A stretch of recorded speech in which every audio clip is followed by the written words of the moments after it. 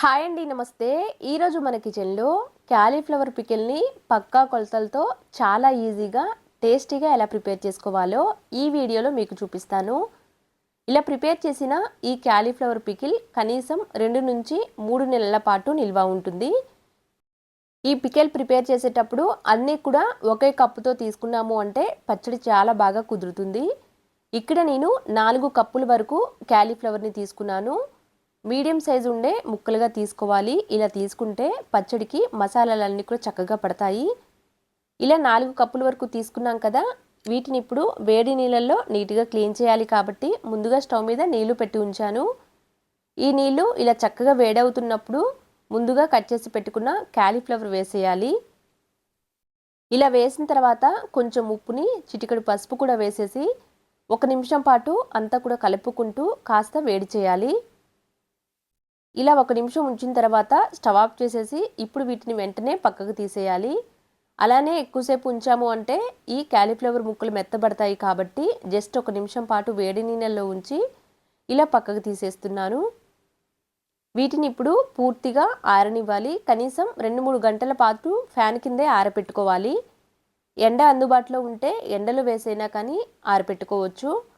ఏమాత్రం తడి లేకుండా ఆరపెట్టుకోవాలి. అప్పుడే పచ్చడి ఎక్కువ రోజులు నిల్వ ఉంటుంది.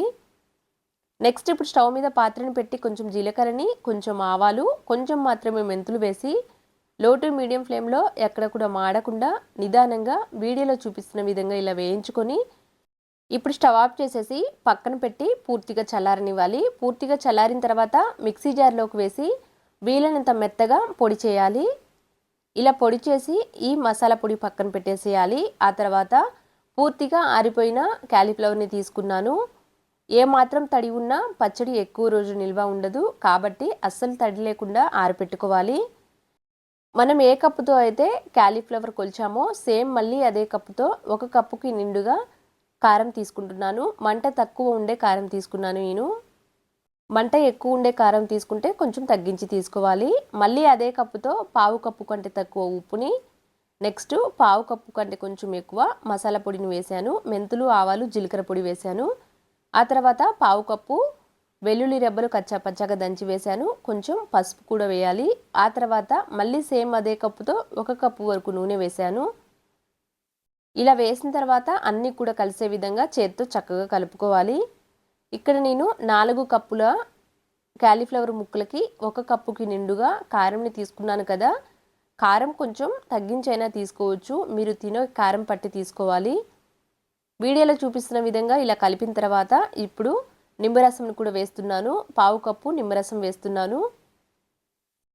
ఇక్కడ నేను పచ్చడికి పోపు పెట్టట్లేదు. పోపు పెట్టేటట్లయితే నూనె పూర్తిగా చల్లారిన తర్వాత మాత్రమే పచ్చడిలో వేసి కలుపుకోవాలి. అలాగే నూనె వేడి తగ్గిన తర్వాత కలుపుతాం కదా, మళ్ళీ పూర్తిగా చల్లారిన తర్వాత మాత్రమే నిమ్మరసం వేసి కలుపుకోవాలి. అలా కాకుండా వేడిగా ఉన్నప్పుడు నిమ్మరసం వేసాము అంటే పచ్చడి చేదొస్తుంది.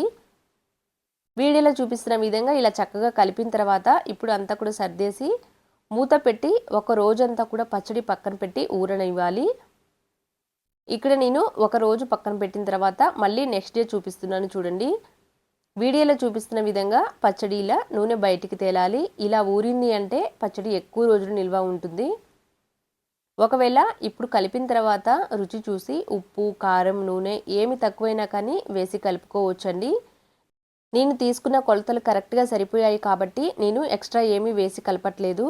అలానే పచ్చడిని ఇలా ఒక గాజు సీసాలో పెట్టేశాను.